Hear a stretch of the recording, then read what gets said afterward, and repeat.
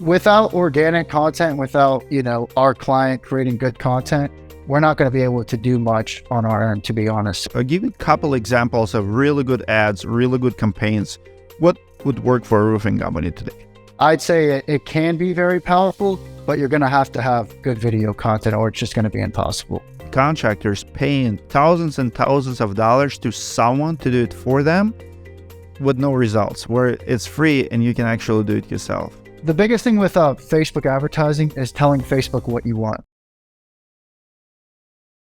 Welcome back, everyone, to Business Hats Podcast. Today, I have very special guest, Jett Collins. What's unique about Jett is he is the owner of contracting business, but also he's a marketer. And I want to share a quick data piece with you. Over the years, I called out 5% of the contractors, and I kind of did positive content with the 95% on my Roofing Insights YouTube channel. But on the among marketers, I would say it's a 50-50 split. For every marketer that I call out, I probably have one that I can recommend. So for contractors, I would say there are more good contractors than bad contractors. But in marketing world, it's super, extremely hard to find a good marketer. You never know if it's going to be a deal breaker and you're going to have good results, and contractors and business owners actually know it really well. So this is going to be the topic of the conversation today. Jett, thank you so much for joining us. Glad to be here. Thanks for having me on. Absolutely. I want to start with the business as well. Name all the hats that you're wearing. So you wear 3 business hats. What else do you do? And give me a quick story behind it, your background, and how did you guys get into all of the businesses that you're in today? Yeah, so we currently own 3 companies. We own Salty's Media, which is our digital marketing agency. And then we also own 5 territories of Roof Max here in Daytona Beach, Florida. And then our first company, which kind of got us involved with marketing, was our e-commerce store called Ocean Devoted. And it's all ocean-related jewelry. And we kind of got started out when I was like a freshman in high school.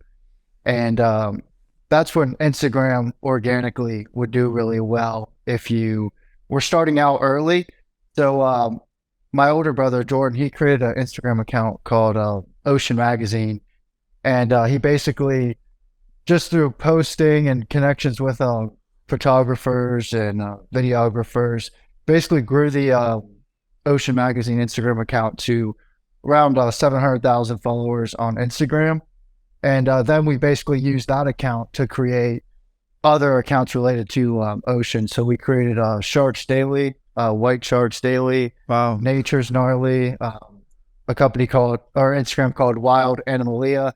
Then we basically had all these followers and companies were coming to us, because this is back then where if you were to promote a company, especially if it was in that niche, I mean, they would blow up. So it's not like it is today where the organic reach is down quite a bit. So we we kept our relationships with certain brands that we liked their products and we liked working with them.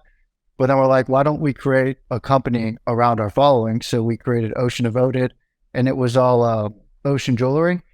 And we were basically just selling our jewelry through posting on those accounts and promoting them. it's amazing, crazy story. What's the ocean jewelry? Are you talking about like ocean? I mean, what is it? So it's mostly sterling silver jewelry. So it's like shark rings, shark earrings, dolphin rings, dolphin earrings, stuff like that. And basically, it was the time where it was doing really well, and then the organic reach kind of started to die out quite a bit, and our sales went down quite a bit because we weren't reaching as many people as we usually were. Awesome story. Give me a little bit more on the jewelry. So how long did it take you to grow to 700,000 on Instagram? How did you grow that account? And what are the sales based on 700,000 followers on that account? So when we were first starting out, it probably took us around 2 years to grow to 700,000 on that. What years were that? It had to have been back in, that's a long time ago, probably 8 years ago, 9 years ago. Golden So time for that's Instagram. Yeah, for sure. And then Yeah, so we would do like $40,000 in sales just organically from our jewelry, and obviously there was no cost of advertising. We had some influencer relationships at the time that we would. It was more a pay per performance model off of what they sold, but then it got to a point where the sales declined, and then that's how we started to look into paid advertising. So we started to look into Facebook advertising, and basically we started to learn how to run these campaigns ourselves, and we just started to get really good at it through trial and error on our own company. And then it got to a point where we were doing really well with Ocean Devoted through paid advertising, and then it was mostly Facebook and Instagram advertising, and then we got into Google pay per click and stuff like that. And then we, we started to, we're like, why don't we create a marketing agency and sell our knowledge and what we know to other companies? So we started to work with like local law firms, wedding venues, chiropractors, stuff like that. And then we built that up quite a bit. And then, we started to expand out nationwide, and we started to run Facebook ads to get clients in ourselves. And then we started to partner with some big companies that did national advertising. And then, the rest is history. We started to focus mostly on our digital marketing agency. And then we started to do advertising for a company called RoofMax. This is like 3 years ago. We first started doing their advertising, and we were working very closely with the CEO, Mike Fiesel. He's a very hands-on guy. He has a lot of really good marketing ideas. So between his knowledge of how he wanted the product portrayed, and he actually does some of his own video editing back then as well. And he would create videos. We would test them out nationwide, and the response was insane. I mean, we started like $100 a day nationwide, and basically he was getting so many quotes, but there wasn't obviously enough dealers to service all of them. So now they have like a national advertising program and stuff like that. But obviously with the national advertising program, it's an algorithm. So if you're running a nationwide campaign, one dealer could get 7 leads a week, and then another dealer could get 0 because the algorithm's going off of the cheapest cost per lead. So it's favoring the areas that are generating the cheaper cost per lead. So that's when we started to implement our program locally. So we basically tested everything nationally and understood what worked and what the consumers wanted to see to obviously inquire about RoofMax. And then as time went on, now we work with over 100 RoofMax dealers across the country, and we do all their local advertising.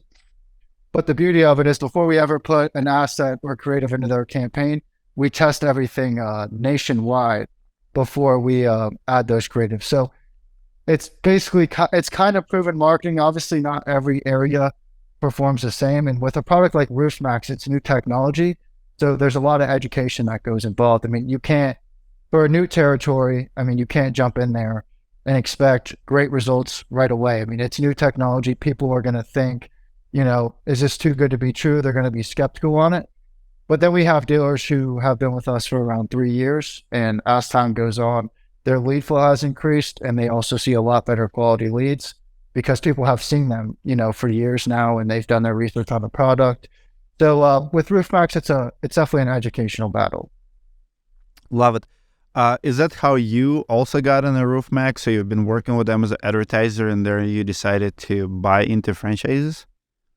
Yeah, so we basically we saw how much success a lot of the dealers were having with our lead generation program, and so there's 5 brothers, so we're all in business together. And our brother Noah, he graduated Florida State at the time, and we basically asked him if he'd be interested in the RoofMax opportunity, and he had no sales experience. He had no, he never even used a drill, maybe a hammer once for something small, but he had no experience with sales or any roofing experience.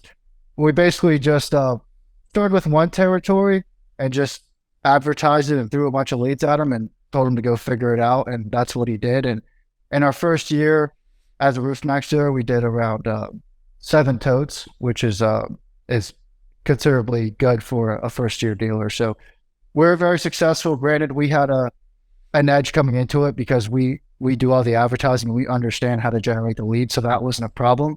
it was just him getting used to being on the roof, sales and all that stuff. But it's been going really well. Love it. You know the saying, there is no school for roofers. There's no roofing school. Well, it's actually not true. There is a roofing school, and it has been around for years, for a couple of years to be exact. It's online school for roofers, roofing-school.com. Roofing school helps roofers become better business owners, because roofing business is not about roofing trade. You might be really good at installing shingles on top of the roof. It's good for you that you're not afraid of heights, that you're willing to work long hours, but that's not going to make you successful. Unfortunately, we respect the trade, we respect the workers, the crew, the installers, but those installers often fail when they don't know their numbers, when they don't understand the process, when they don't know how to present themselves and how to compete with the salespeople in the roofing industry. That's what roofing school is all about. I highly recommend roofing school. I started it a couple of years ago, but I'm not the only teacher. Inside roofing school, you will find a lot of content from companies that we travel to. We travel to over 100 companies, and we also have other teachers like Ben Minchaka, who passed away last year.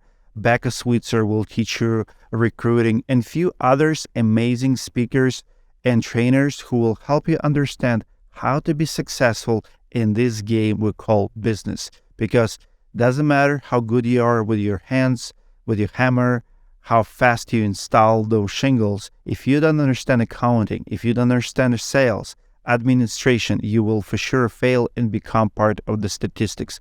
Our goal is to help as many roofers to become successful contractors as possible. We already graduated over 300. It's online school. It's very affordable. Starts at just $49 for all content.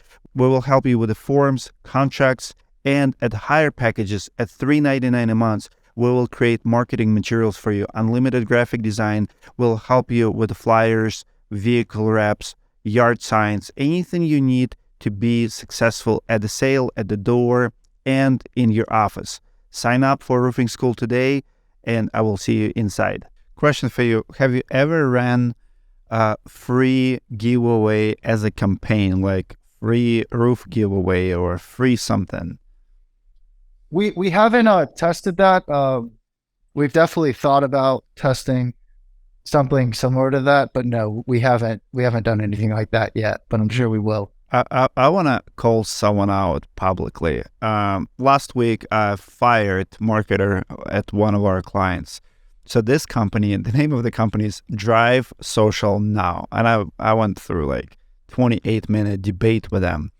So they signed this roofer in Nashville, Tennessee, charged him $5,000 per month on ads. They ran 4 different campaigns. Only one of them got them one lead that converted into the job. It was a free roof giveaway campaign. So I want you to think about it. The only campaign that got them results, and they're actually proud of it. So they took 20 grand from this roofing business, and the roofing business owner wanted to cancel the contract. It was one of those 12 months contracts. And what they did is they locked him in a 12 months contract. After 4 months, they did not build him website. There's deliverables in the contract, and deliverables are, SEO, backlinks, all the, bullshit, like 8-9 things. I'm like, guys, you're not doing the crap because you haven't even built a website. What's the deliverables? Can you email it to me? Oh yeah, we're going to email it to you. So pretty much nobody's doing the crap. The only campaign that they're running is a free roof giveaway campaign, which is, I would argue, if you're the business owner, you can generate more leads that way if that's your thing. I would not recommend it to anyone, but I mean, they got 35 leads on a free roof giveaway campaign. Like, who pays $4,000 to marketer to run a free roof giveaway campaign? You should be, any business owner, like if I go right now and create a free roof giveaway campaign, something that's worth like 10 grand, you would think you would get more than like 35 leads that they got. But it's not the right clientele, because those people are looking for free stuff. I mean, maybe they need a new roof, and people will think, well, yeah, they need a new roof, but that's not the reason they're contacting you, sharing information with you. Anyway, so free roof giveaway. pretty much they're going to cost this business even more money if you think about it. So they charge him $5,000 a month, got him one job, he made $800, and now the owner actually still have to go in and install a free roof this year on top of that. And their marketing promise, ask me, I want you to answer this question. Do you think it's a good return on investment in the roofing industry? This is actually their sales pitch, and they're proud of it. Their proposition to these roofing business owners: to bring you 3 times the revenue of your spend with the company. So if someone hires them and spends $100,000, they promise that business owner to get $300,000 in return in revenue, not a profit, in revenue. Is it good or bad for roofing industry, in your opinion? I'd say that's terrible. I mean, it's especially in the obviously we don't own a traditional roofing company, and obviously profit margins for roof max, that they're a lot higher. But I mean, for a traditional roof replacement company, I'd say, that's terrible. And that's best case scenario for them. So this guy, his contract pretty much was $70,000. And I asked him, what would be the good return on investment? They're like, well, we're on track. The guy told me over the phone, we're happy with the results. We've been doing it for imagine if you sign a roofing company, give them 1 leads in 4 months at $5,000 per month cost, and tell them that, hey, we have good results, we're on track. And I'm like, can you justify it? But that's how these companies operate. And then I confronted them. I said, guys, you're delusional. This is not a good deal for anyone. And they told me, we've been doing it for 10 years. I'm like, maybe you've been scamming people for 10 years because this is not a good deal. Anyway, do you see a lot of Facebook marketers like that who charge monthly large fees? What I see the trend, and what actually happened with this company, what I hate is their fees to manage were way higher than fees of actual budget. So pretty much they were charging $4,300 per month to manage Facebook and Google, and only $700 spent. Wow. That should be the opposite. It should be the opposite. But do you see the trend where companies are charging more and more to manage the campaigns instead of spending?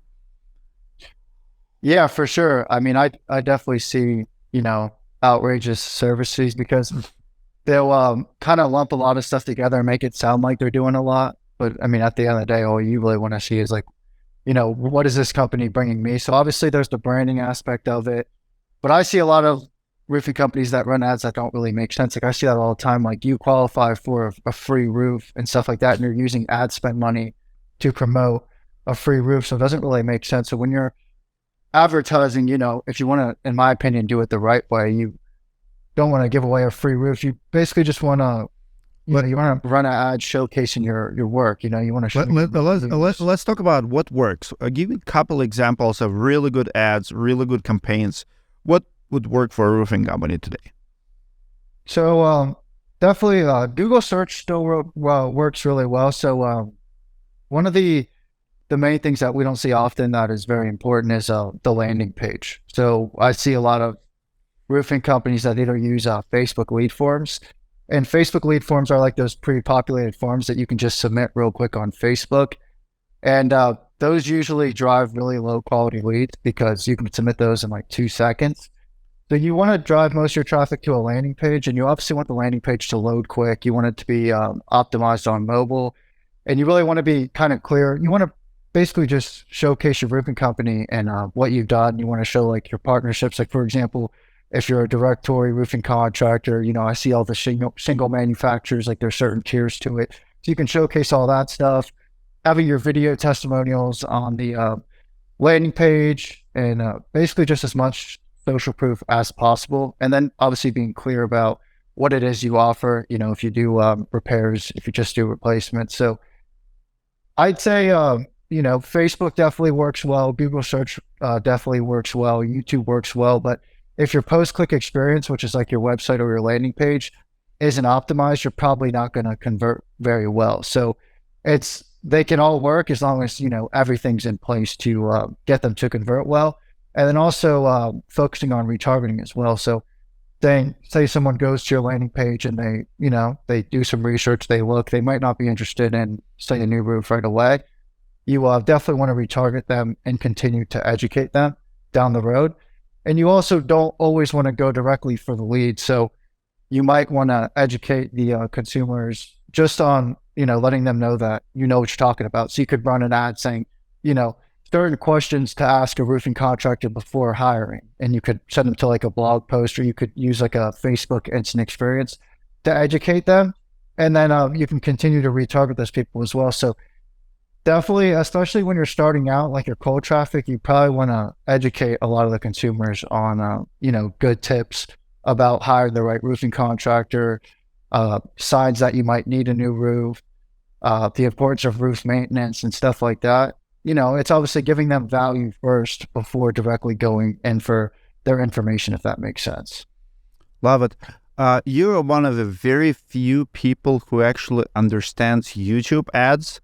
Not many marketers will take YouTube campaigns. Let's talk about YouTube. What kind of ads are you running? How is it different from Facebook and Google? What exactly are you doing with the YouTube, and how you target? Because YouTube is a mix between social platform, because YouTube has also communities, and it's not just the videos. People think about the videos, but YouTube has elements of Facebook. It has elements of Google because it's search-based. What kind of ads you run? What kind of results you're getting for contractors from YouTube versus Facebook and Google? So it depends. I mean, so for example, like say for a Roof Max, for example, like they have really good YouTube and video content. So if you don't have videos that can be used on YouTube, then YouTube is probably not going to be a good solution for you. So you have to have some good video production that is optimized for YouTube. And then we'll definitely test it on those platforms. So it can be very powerful, but you have to have good videos. So you have to have the videos that are native to YouTube. And, testimonials will do really well. Or, with Roof Max, a lot of the videos that do well on Facebook actually also do well on YouTube. And YouTube can also help as well. Like we're seeing success right now. It's kind of a cheaper way to get impressions. So we'll do your traditional YouTube, which will be like on your phone or on your desktop. But then we'll also run some YouTube campaigns, and we'll exclude mobile devices and desktop devices. And we'll run an ad with a QR code that just targets people on YouTube TV. And it's cheaper, and it also it brings more brand awareness to your company, and you'll see a higher search volume because they'll be watching YouTube on TV, and then your ad will come up, and they can scan using their phone with the QR code. And it also just brings a lot more awareness to your company. So I'd say it can be very powerful, but you're going to have good video content, or it's just going to be impossible. Love it. Would you recommend construction business owners to invest in organic YouTube channel, not just creating content for ads, but actually organic that you can boost, I guess, like product reviews and what can... 100%. Yeah, so it would all start, we recommend obviously creating it organically first. So you could start with a YouTube video. You could also then put that YouTube video on Facebook and Instagram. You could also, have someone chop it up, like with what you do and a lot of successful brands are doing. And then you could put those on Facebook and Instagram Reels, and then you could put it on TikTok. So if you make a YouTube video, it's not just for YouTube. You can use that for Facebook, Instagram, TikTok, and all of the Reels, and even YouTube Shorts. So you're seeing a trend right now where, a lot of the big social media platforms are pushing for the full screen Reel style content. So I think it's very important that, without organic content, without, our client creating good content, we're not going to be able to do much on our end, to be honest. So if you're a company that doesn't have anything for us to work with, then you're most likely not going to be a good fit. We wouldn't even work with you because we don't create your video content. We don't go out there and take the videos for you or anything like that. So you provide us with all the content, and there is some stuff that does work well. So we will use some stock videos or something like that we have seen that does convert, but you also want your localized content. So you want your local testimonials, and you want people to see the local jobs you're doing in your area. And then, it'll make sense to run those ads. But to answer your question, yeah, YouTube's mostly only going to work if you are creating your content and you're putting time into it. Love it. I want to give shout out to my boy, Brent Simmons. And I want everyone who's watching, go to restorationroofing.com. It's Brent, I would argue, is one of the best marketers in the roofing industry. If you follow Brent, if you go to his Facebook, YouTube, I was in Nashville last week, and he's not far from there, like 3 hours from Nashville, Tennessee, and I spoke about him to his another roofer in Nashville. And guess what? When I Googled him and Facebook him, he had the fresh videos within the last 24 hours. The guy does not stop making content, like, constantly. He's one of the best marketers. Never, like, last month I asked him how many leads he have. 150 leads per month. That's pretty solid. Wow. When you and this is how you do $5-6 million a year in business, in the roofing business. The thing about videos, guys, it's all practice. Your first 100 videos probably not going to be as good, probably suck. But then you'll make another 100 videos and then another 100 videos. And if you are producing 2, 3, 4 videos per week, documenting your journey, documenting your life, answering homeowners' questions, showing people, what is it that freaking you're doing? Like, are you professional? Are you expert? What problems are you solving? When you become good at it, it becomes cheaper and cheaper. And to be honest with you, there's nothing cheaper than to record yourself and upload it to Facebook. You already have a phone. This is already a camera. Like 10 years ago, we did not have this. This is 4K camera. You already have a Facebook. You already have a YouTube. Everything is paid for. Everything is free. All you have to do is just create this organic content. And what drives me crazy to see contractors paying thousands and thousands of dollars to someone to do it for them with no results, where it's free and you can actually do it yourself. Crazy, insanity. Yeah, that's one thing that's huge, is like that we're seeing right now, which is a huge thing that a lot of the successful roof max dealers are doing, and that we're doing in our territory, is just going live, on Facebook. People, it's like you said, I mean, people get uncomfortable. They might like stutter up in the beginning. They might mess up a couple of times and they might get nervous. But over time, just every time you're on the roof, doing something, just taking a video and creating content like that. And then you can actually go in the back end and then run ads to that video as well. And those do super well. Just someone with their phone in front of their face talking and educating the consumer, and just basically showing them what's going on the job and stuff like that. That does really well. Love it. You started it by yourself. Pretty much you were doing it for your own business. Can you give a couple tips to guys who maybe don't have a budget to hire a marketer or agency? Give a couple tips how to learn, let's say, Facebook ads or Google ads. Can someone who've never done it before, maybe not a tech savvy, play with it and figure it out? Yeah, for sure. So one thing you could do is, say you're doing a roofing job in a neighborhood.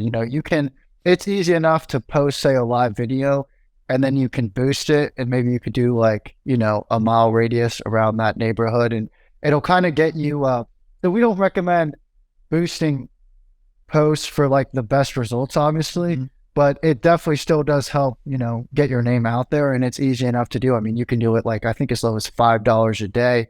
You can just boost that post to the surrounding area. And obviously it's not the best because you're not setting an exact objective, but it's still a good way for you to kind of get familiar with it and start reaching some of those people that you want to reach in your, target market. So I'd say just start with some boosts and stuff like that. How else can they target their zip code? Like, let's think about something a little bit more sophisticated. How did you learn? What was the learning curve? Like, how did you define your audience? Boosting is easy, but how long does it take to learn for the business owner? How many hours? I mean, yeah, I mean, it depends. So you can create like, it continues to evolve. And obviously, with the iOS 14 stuff that took away like a lot of the tracking and the targeting features for advertisers, there's just tiers to it. I mean, you can be decent at it. I mean, you can create, say a traffic campaign and run some link clicks to your website. I mean, you could do that within the ads manager. If you set up a business manager or set up an ad account, you can kind of mess around with creating some campaigns, and Facebook will kind of guide you through it. But we don't really take too many recommendations from Facebook because I don't know if, you've ever got a call from a Facebook rep. They're all salespeople. I mean, they're all just getting probably out of college or they're interning or something like that. And they're going to tell you to do, the brand awareness, top of funnel, and then the link clicks and all that. So they try to get you to really spend your money. But the biggest thing with Facebook advertising is telling Facebook what you want. If you want brand awareness, then run brand awareness. If you want leads, then run a lead gen campaign. But there's also our favorite lead gen campaign isn't lead gen, it's conversions. So that's to like a landing page or a website. So you would run a conversions campaign, obviously set your budget. You would set your targeting at the ad set level. And then with the conversions campaign, you obviously have to make sure your conversion tracking is set up and your pixel installation is set up. And the pixel is basically what's on the landing page or website. So say you click a Facebook ad and you go to a website or a landing page. If that pixel's not installed, you're not going to be able to retarget those page views. And you're also not going to be able to, like if the conversion tracking is not set on the thank you page or the confirmation page, you're not going to be able to tell Facebook that, hey, this was a lead or this was a sale. So they're not going to be able to optimize for more people like that. So yeah, it's really get in there and play around with it, but just be clear on what your goals are. Like if you want likes or views, then run a video views campaign or an engagement campaign. But it's just being clear with Facebook of what you want, then making sure it's set up right, and then obviously continue to test. Testing's the main thing. I mean, if you go into something, let's say roof racks, for example, you could have a local dealer who wants to run his own Facebook ads. He could test 3 videos that just do not convert well on Facebook. They might be too long. They might be more education, so they won't drive leads. And then that person will think, oh, Facebook doesn't work for me. But you have to use the right content that draws people in and gets them to your landing page or website. Got it. Well, let me go to my notes. Let's talk about website really quick. How important is website? If someone just started a business, should they invest like $10,000 to build fancy website, or it's not relevant and landing page is good? I heard you say a few times conversion. I know that a lot of marketers who do Facebook ads don't like even to send the traffic to big fancy websites. They prefer landing pages. So it's almost like a waste to have one if it doesn't convert. What's your take on the websites? What's the good strategy? What's the good budget, especially first year in business? I'd say a website's definitely really important. A website is kind of like your hub, like your home base. So definitely having a good website, I'd say, is important. You would probably want a good built website before you even start running paid ads. So I wouldn't spend, maybe $10,000. It really depends on your budget, but you could probably create one for a couple $1,000 depending on who you use. But I'd start off obviously creating a website, making sure it's Can you make a Can you make a recommendation for a website builder who can build a website for a couple $1,000? Someone maybe you worked with? Yeah, so we actually we build websites if you have some content and stuff that we can work with. So we do offer websites. We mostly do paid advertising, but for, another more like landing pages. So we do websites and landing pages. So the landing pages, it's like a website, but there's not all the external, links and stuff like that. And it's obviously not optimized for SEO.